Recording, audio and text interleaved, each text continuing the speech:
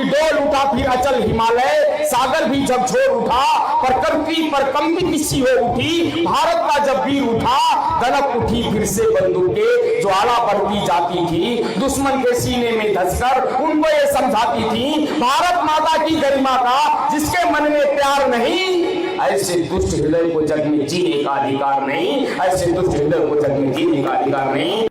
दादों क्षेत्र के हिंदू सम्मेलन में मंच पर उपस्थित पूज्य संत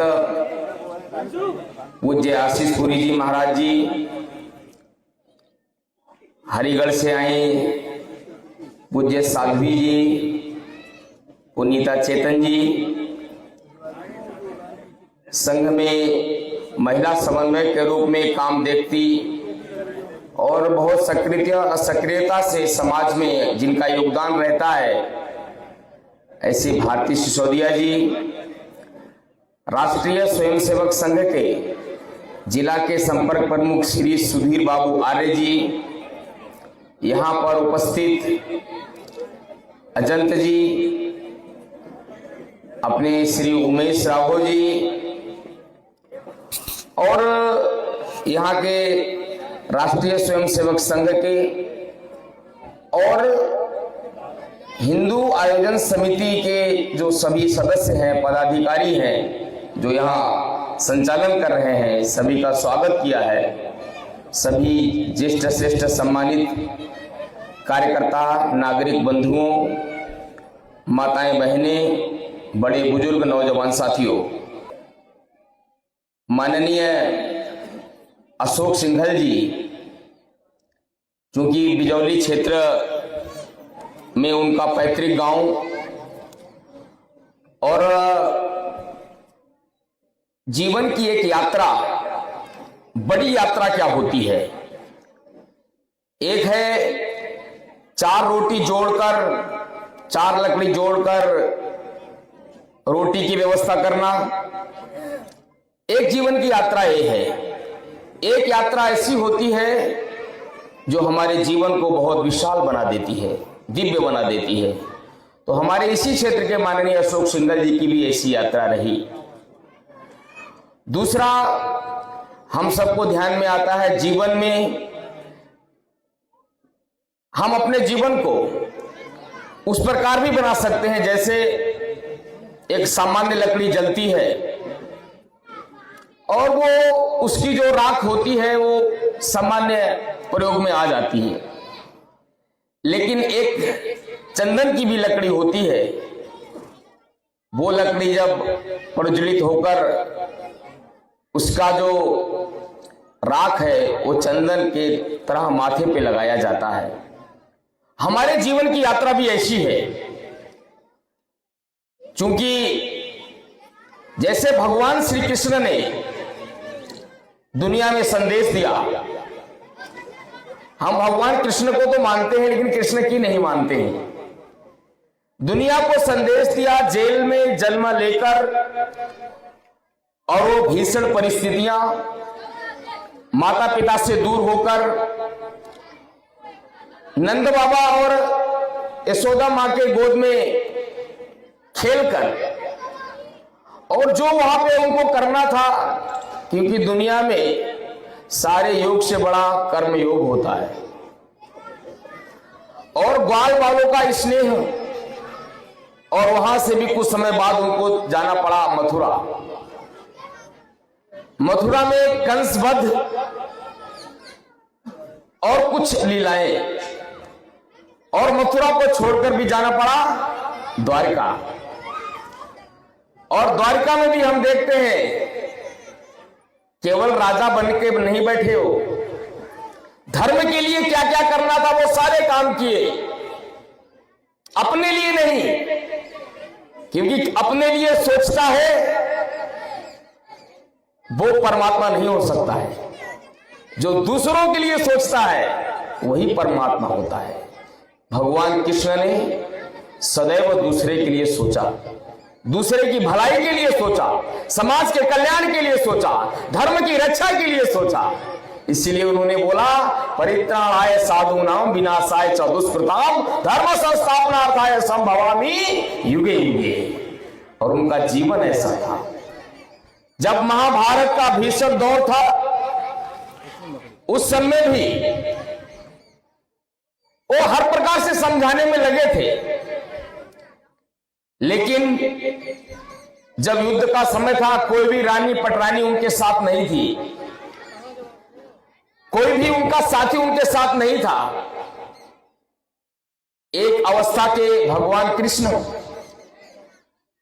और धर्म के लिए युद्ध कराना है, तो भगवान कृष्ण ने सब कुछ छोड़कर, और धर्म का युद्ध कराना नहीं, धर्म के युद्ध को जिताना है, और महाभारत जैसी स्थान पर अर्जुन को गीता का ज्ञान दिया।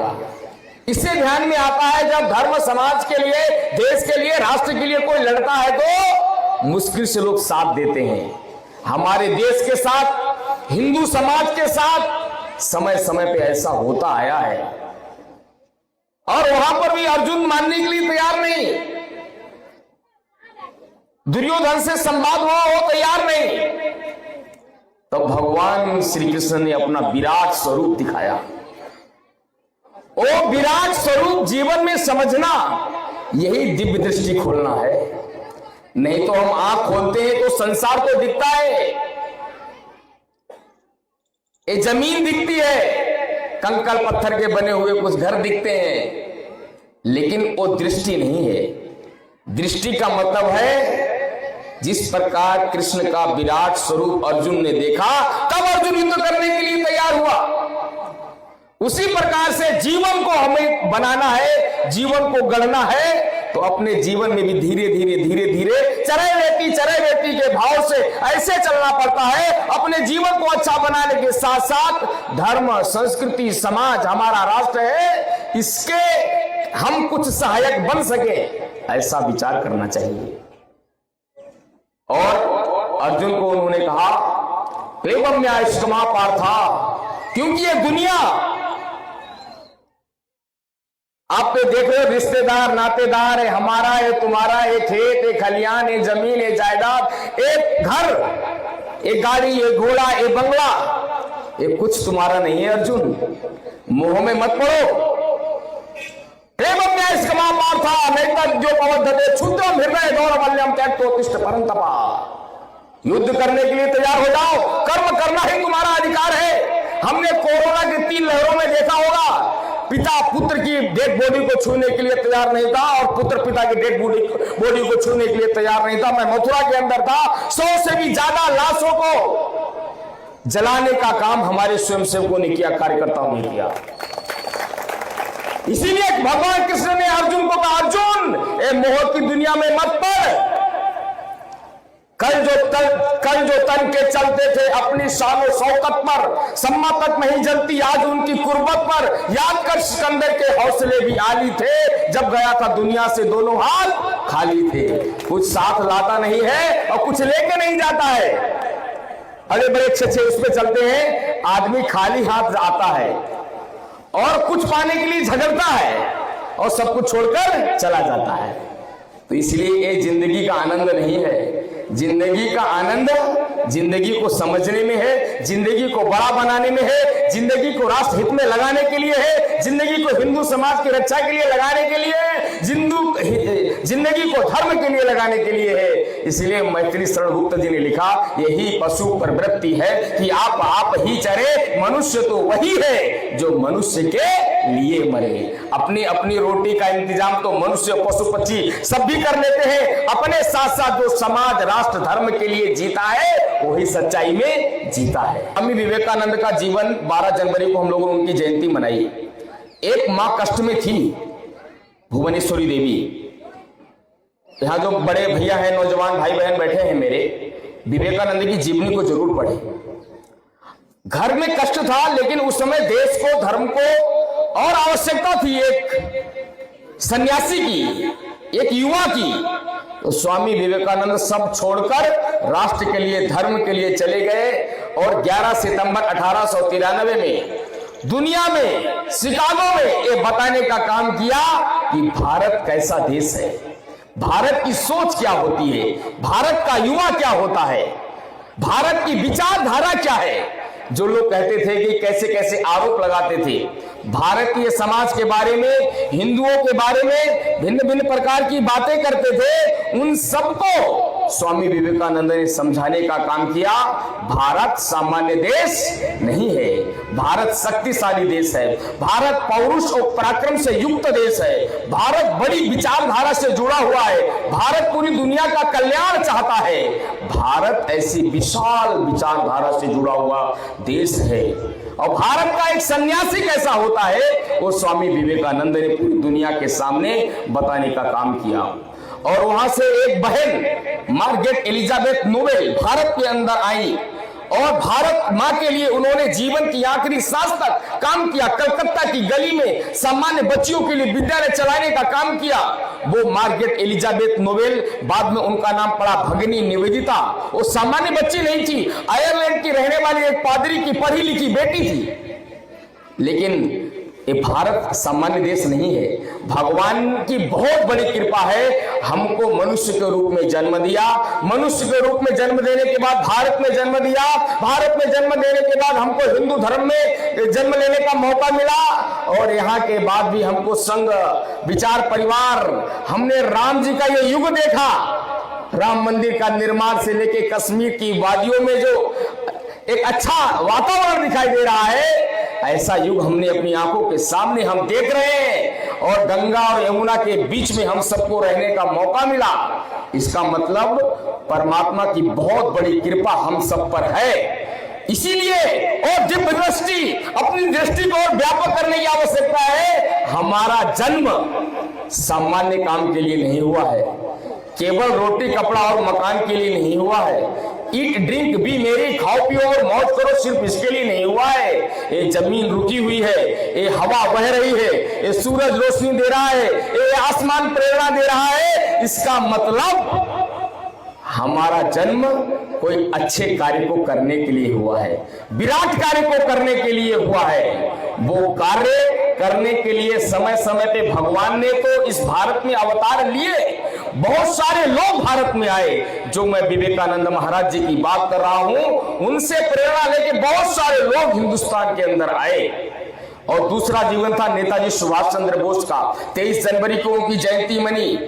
1914 में 1914 में आईसीएस की परीक्षा को पास करके अंग्रेजों की नौकरी नहीं की। उन्होंने नारा दिया, माय कंट्री माय कैरियर, अपने देश के लिए जिएंगे और अपने देश के लिए मरेंगे। ऐसा जीवन एक प्रेरणा वाला जीवन होता है, एक जिंदगी की सार्थकता है। नहीं तो लाखों करोड़ों लोग पैदा होते हैं, लाखों करोड़ों रुपए कमाते हैं, लाखों करोड़ों लोग दुनिया में मर जाते हैं, कौन उनको जानता है।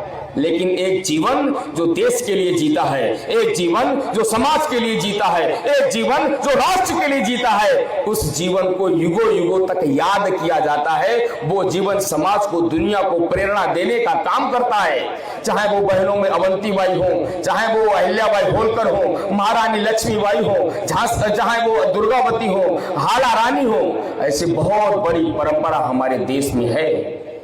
और गोकुला जाट यहाँ पास में सादाबाद के पास की बड़ी घटनाएं जुड़ी है, उनकी बहन की बड़ी घटनाएं जुड़ी है, जिन्होंने राष्ट्र की रक्षा के लिए, धर्म की रक्षा के लिए अपने जीवन को कैसे लगाया। ऐसे बहुत सारे महापुरुषों को हम सबको याद करने की भी आवश्यकता है। अगर ये महापुरुष नहीं होते, केवल स्वार्थ के लिए सोचने वाले लोग होते, केवल अपने भले के लिए सोचने वाले लोग होते, तो आज भी हम या तो मुगलों के गुलाम होते, या तो अंग्रेजों की गंदगी साफ कर रहे होते। हम स्वतंत्र भारत में नहीं बैठे होते। जिन लोगों ने अपने जीवन को दिया, उन्होंने अपना लाभ नहीं सोचा। जिन लोगों ने अपने जीवन को दिया, वो भी बहुत बड़े लोग थे। नेताजी सुभाष चंद्र बोस के बारे में बताया, महर्षि अरविंद घोष, उन्होंने आईसीएस की परीक्षा को पास किया था। चंद्रशेखर आजाद, जिनकी मां जीवन भर एक झोपड़ी में रही, उनका सपना था मेरा चंदू संस्कृत की पढ़ाई करके बहुत बड़ा विद्वान बनेगा, अच्छी नौकरी करेगा। लेकिन जब देश के लिए, समाज के लिए काम करता है कोई, तो सब कुछ भूलना पड़ता है, छोड़ना पड़ता है। अंधेरी रातों में अकेले जगकर भी राष्ट्र समाज के लिए चिंतन करके अपने जीवन को देना पड़ता है। चंद्रशेखर आजाद कितना बड़ा क्रांतिकारी का काम किया।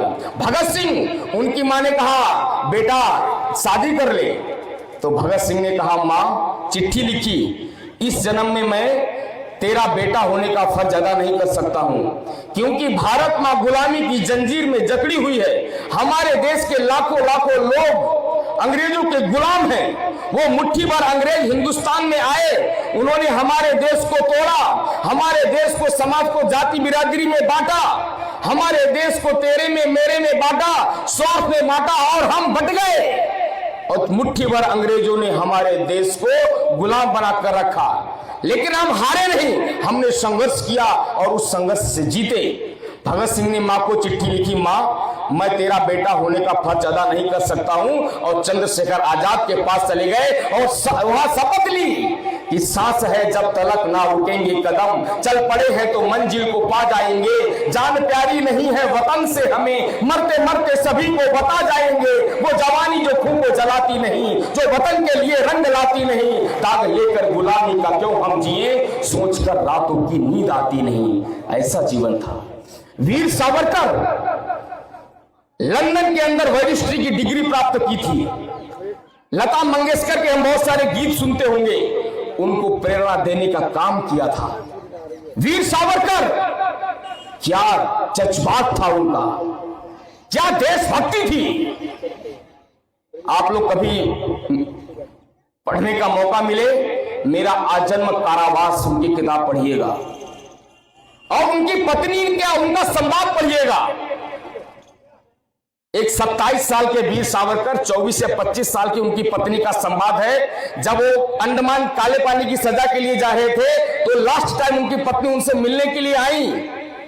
एक किताब को पढ़ना गीता का ज्ञान नहीं है, सिर्फ वो है एक ज्ञान, लेकिन हमारे यहां जिन लोगों ने अपना जीवन ऐसा जिया है, ऐसे महापुरुष हमारी आंखों के सामने हैं। वीर सावरकर बड़ी नौकरी कर सकते थे। और देखिए देशभक्ति कैसी होती है। एक जय हिंद की बोली, वंदे मातरम, भारत माता की जय, ये मिट्टी, ये सामान्य बात नहीं है। ये शहीदों की जय हिंद की बोली ऐसी वैसी ये बोली नहीं है। खून से लाल है जिनकी चादर, कौन कहता ये होली नहीं है। ये शहीदों की जय हिंद की बोली ऐसी वैसी ये बोली नहीं है। और वीर सावरकर का जीवन क्या था, झोपड़ी पड़ी हुई थी, एक बच्चा, उनकी पत्नी यमुनाबाई, और पुलिस आए दिन घर पे छापे डाल रही है। छोटा भाई, उसको अच्छी पढ़ाई कराऊंगा, ऐसा वीर सावरकर का सपना था। लेकिन बाद में पता चला वो भी क्रांतिकारी गतिविधि में पकड़ा गया, देश का काम करने के लिए पकड़ा गया। वो मुंबई की जेल में थे, वीर सावरकर मांडली की जेल में थे, और इनके बड़े भाई काले पानी की सजा पहले से काट रहे थे। देश के लिए आज हम जो देश देख रहे हैं, ये यूं ही यहां ऐसे नहीं बैठे हैं हम। आज हम चाहते हैं कि रोटी कमानी चाहिए, क्योंकि जीवन जीना है, कपड़ा आना चाहिए, मकान होना चाहिए, लेकिन अगर धर्म नहीं हुआ, देश नहीं हुआ, तो तुम्हारी रोटी का कोई महत्व नहीं है, तुम्हारे कपड़े का कोई महत्व नहीं है, तुम्हारे मकान का कोई महत्व नहीं है। क्योंकि उससे पहले चाहिए राष्ट्र। राष्ट्र होगा तो वेदों की रक्षा है, राष्ट्र होगा संतों की रक्षा है, राष्ट्र होगा हमारी रक्षा है, राष्ट्र होगा मानवता की रक्षा है, राष्ट्र होगा तो गंगा की रक्षा है, राष्ट्र होगा तो गीता की रक्षा है, राष्ट्र होगा तो गौ माता की रक्षा है। इसीलिए हमारे यहाँ आचार्य चाणक्य ने बोला है, राष्ट्र रक्षा समम पुण्यम, राष्ट्र रक्षा समम व्रतम, राष्ट्र रक्षा समम याज्ञो, दृष्टो नहीं बचा नहीं बचा। राष्ट्र के लिए काम करना ये हमारे जीवन को सार्थक करता है। ऐसे बहुत उदाहरण हैं, मैं उनकी चर्चा नहीं कर रहा हूं। इसीलिए आज का जो समय है, आज हम देश को बदलता हुआ देख रहे हैं। फिल्मी दुनिया से लेके क्रिकेट जगत से लेके बहुत सारे युवक युवतियां, सारे क्षेत्र में कितना बड़ा परिवर्तन दिखाई दे रहा है। पहले हमारे देश में कहते थे कि भाई वहां से पाकिस्तान से गोली चली है और यहां से हम अमन के कबूतर छोड़ेंगे। आज एक गोली भी अगर उधर से चलती है, आज हमारी सेना उनको मुंह तोड़ जवाब देती है। ऐसा भारत हो गया है। और इसीलिए किसी ने लिखा है कि करोगे दोस्ती हमसे तो अपनी जान लिख देंगे, करोगे दुश्मनी हमसे तो हम तूफान लिख देंगे। ऐ पाकिस्तान हमसे लड़ने की तू सोचना भी मत, तेरी छाती पे हम फिर से हिंदुस्तान लिख देंगे। ऐसा भारत हो गया है। और भारत में ही नहीं, पूरी दुनिया के अंदर हमारी सोच किसी को नीचा दिखाने की नहीं है। हमारी सोच किसी के पूजा घरों को तोड़ने की नहीं है। हमारी सोच किसी देश को कमजोर बनाने की नहीं है।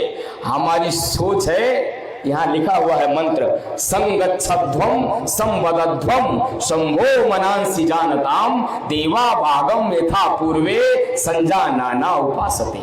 हमारी सोच है, सर्वे भवन्तु सुखिनः सर्वे सन्तु निरामया सर्वे भद्राणि पश्यन्तु मा कश्चित् दुःख भाग् भवेत्। ये हमारी सोच है। सब बदल रहा है। इस बदलने में अगर हम चुप बैठ गए, बड़े बुजुर्ग प्रेरणा दें, नौजवान जो भाई बहन हैं वो राष्ट्र के लिए, देश के लिए अपने जीवन को अच्छा करते हुए एक कदम दो कदम आगे बढ़ाएं। जो माताएं बहनें हैं वो भी जागरूक होकर प्रेरणा देने का काम करें। तो एक उदाहरण ध्यान में आता है, अभी एक फिल्म आई है छावा। एक फिल्म तो अब बन रही है क्योंकि एक अच्छी सरकार है, अच्छे विचार के भारत में जीत है। नहीं तो ऐसे फिल्म के हीरो हीरोइन बहुत पहले से थे, बात नहीं करते थे देशभक्ति, डरते थे अंडरवर्ल्ड के लोग कुछ कह देंगे, हमसे पैसा मांग लेंगे। लेकिन आज जब बदल रहा है देश तो हम देख रहे हैं। छावा फिल्म बनी, उसमें छत्रपति शिवाजी महाराज जी के बेटे का जीवन दिखाया गया है, संभाजी का जीवन। छत्रपति शिवाजी महाराज कौन? औरंगजेब और मुगलों का अत्याचार था भारत के अंदर। माताओं बहनों की इज्जत के साथ खिलवाड़ हो रहा था। मंदिर तोड़े जा रहे थे, जनेऊ काटे जा रहे थे, चोटियां काटी जा रही थी, तिलक हटाए जा रहे थे, गांव बद हो रहे थे। तब शिवाजी के मां ने, जीजा मां ने संकल्प लिया, मैं एक बेटा चाहती हूं मां, तुलजा भवानी से प्रार्थना की, एक बेटा चाहती हूं जो राष्ट्र के लिए, देश के लिए, धर्म के लिए काम करे। तो छत्रपति शिवाजी महाराज का जन्म हुआ। शिवाजी महाराज का जीवन कैसा था? नहीं तो यहां पर किसी ने लिखा है, शिवाजी ना होते तो सुन्नत होती सबकी। तब जीजा मां ने संकल्प लिया, एक बेटा देश और राष्ट्र को समर्पित करूंगी, तो शिवाजी महाराज हुए। और शिवाजी महाराज के आप किताब पढ़िएगा, 400 के करीब युद्ध किए, एक भी युद्ध हारे नहीं। और उसके बाद उनके बेटे हुए संभाजी। संभाजी भी बहुत दमदार थे, राष्ट्र के हित के लिए युद्ध किया। और उनसे ज्यादा कार्य करने वाले उनके सेनापति थे। यहां राम मंदिर जो हिंदू सम्मेलन की समिति है, हम तो यहां भाषण बोल रहे हैं, लेकिन उन लोगों ने बहुत मेहनत की है, आप सबने मेहनत की है। तो इस प्रकार से ऐसे सेनापति थे जो बिकते नहीं थे, रुकते नहीं थे, झुकते नहीं थे, शक्ति के साथ आगे बढ़ते थे। और उन्होंने गंगा मां को उठाकर, गंगा जल उठाकर कसम ली थी, स्वराज्य के लिए काम करेंगे, राष्ट्र के लिए काम करेंगे, हिंदुत्व के लिए काम करेंगे, और किसी भी परिस्थिति में हारे नहीं। आपको मैं बहुत उदाहरण नहीं बताता हूं, खंडोवर लाल का जीवन है, तानाजी मालुसरे का जीवन है, बाजीराव स्वरूप पांडे का जीवन है। पढ़ना कैसे राष्ट्र की रक्षा हुई है, कैसे में हिंदवी साम्राज्य की रक्षा हुई है। और उनके बेटे हुए बाद में संभाजी। संभाजी ने राजकाज संभाला, युद्ध किए उन्होंने भी, और बाद में चल के औरंगजेब के सैनिकों ने उनको पकड़ लिया और बहुत प्रकार से उनको प्रताड़ित किया गया। कहा कि तुम इस्लाम स्वीकार कर लो, हम तुम्हें छोड़ देंगे, राजा बना देंगे, रियासतें दे देंगे, उपाधियां दे देंगे। उन्होंने कहा ये तो कभी हो नहीं सकता। एक एक दिन तड़पा तड़पा कर मारा गया, यानी कि एक दिन गरम सलाख से एक आंख में डाल दी गई, दूसरे दिन दूसरी आंख में, एक दिन एक हाथ काटा, दूसरे दिन दूसरा हाथ काटा, पैर काटे, जीभ काटी, पूरे शरीर को लहूलुहान कर दिया। अभी भी बताओ तुम्हारे पास वक्त है? कभी नहीं हो सकता। जिसके पिता ने जीवन भर तुम्हारे खिलाफ युद्ध किया है, धर्म के लिए लड़ाई की है, उसके बेटे से कहते हो इस्लाम स्वीकार करने के लिए? ये कदापि नहीं होगा। बाद में उनकी गर्दन को भी धड़ से अलग कर दिया गया। तब औरंगजेब के पास सैनिक गए। औरंगजेब भी आया कि कैसा एक बालक है जिसके हृदय में एक भाव है, स्वराज्य के लिए जिएंगे, राष्ट्र के लिए जिएंगे, धर्म के लिए जिएंगे, हिंदू राष्ट्र के लिए जिएंगे, ऐसा भाव है। तो उन्होंने कहा, औरंगजेब बोला, काश मेरा एक भी बेटा संभा की तरह होता, मैं हिंदुस्तान नहीं पूरी दुनिया में हरा परचम लहरा देता। एक छावा है, छावा, शेर का छावा। छत्रपति शिवाजी शेर है तो ये संभाजी उसका छावा है। ऐसा जीवन था, बहुत जीवन है। इसीलिए याद रखो, अगर आज हम कमजोर हो गए, हिंदू समाज कमजोर हो गया, जाति, बिरादरी, छुआछूत, राजनीति, स्वार्थ, पद, प्रतिष्ठा, मंच, सम्मान अगर इसमें बह गया तो देश को तोड़ने की साजिशें तो लोग कर रहे हैं, हिंदू समाज को कमजोर करने की साजिश भी लोग कर रहे हैं। तो दुनिया की कोई भी ताकत हमको बचा नहीं पाएगी। 2025 से 2050 अगर हिंदू कमजोर हो गया तो कोई भी ताकत हमें बचा नहीं पाएगी। वो अत्याचार होंगे जो औरंगजेब के काल में भी नहीं हुए थे। और 2025 से 2050 अगर हम ताकतवर हो गए तो दुनिया की कोई भी ताकत 1000 वर्ष तक कम से कम हिंदुस्तान की तरफ गलत निगाहों से नहीं देखेगी और भारत फिर से विश्व गुरु बनेगा। ये ऐसा अगर हमने मिलकर कर दिया, क्योंकि ये सारी ताकत हिंदुस्तानियों में है, ये सारी ताकत हिंदू समाज में है, लेकिन हिंदू अभी भूल गया है, भ्रम में फंस गया है, भटक गया है, खो गया है। उन सबको जगाने के लिए ये हिंदू सम्मेलन हो रहे हैं। राष्ट्रीय स्वयंसेवक संघ ने 100 साल पूरे किए और उस यात्रा का एक पड़ाव हिंदू सम्मेलन है। और इस हिंदू सम्मेलन के माध्यम से हम पूरी दुनिया को भारत की एक नई उभरती हुई ताकत दिखाना चाहते हैं। इसलिए कल हमारा था, आज हमारा है और कल हमारा होगा। दुनिया की कोई भी ताकत रोक नहीं पाएगी। बस हम सबको मिलकर चलना है, साथ साथ चलना है, कदम से कदम मिलाकर चलना है, कंधे से कंधा मिलाकर चलना है। ऐसी शक्ति के साथ हम पूरी दुनिया के सामने उभर कर आएंगे तो निश्चित है हमारी जीत होगी। और हिंदुस्तान की तरफ जो गलत निगाहों से देखना चाहते हैं उन सबको एक बार बता दो, फिरंगी से जरा पूछो कि हिंदुस्तान कैसा है, हिंदुस्तानियों के रोष का तूफान कैसा है। जरा पूछो भयंकर फांसियों के लाल तख्तों से, वो बताएंगे कि हिंदुस्तान का सम्मान कैसा है। बसा है नाग बाबी में वो छेड़ने वालों, न समझो कि जीवित नाग की फुंकार सोई है, न समझो कि हिंदुस्तान की तलवार सोई है, न समझो कि हिंदुस्तान की तलवार सोई है। आइए हम सब मिलकर और शक्तिशाली समाज बनाए। जो लोग अभी घर में हैं उनको हमारे हैं, उनको भी समझाएंगे, एक साथ लाएंगे, उनके जीवन को अच्छा करवाने के साथ साथ राष्ट्र समाज के हित के लिए लगाएंगे। एक उभरते हुए भारत को, शक्तिशाली होते हुए भारत को दुनिया की कोई भी आताताई ताकत रोक नहीं सकती है। हम बढ़ रहे हैं एक नारे के साथ, एक ध्येय के साथ हम विजय की ओर बढ़ते जा रहे हैं। बस एक ही धुन, जय जय भारत, जय जय भारत, भारत माता की जय।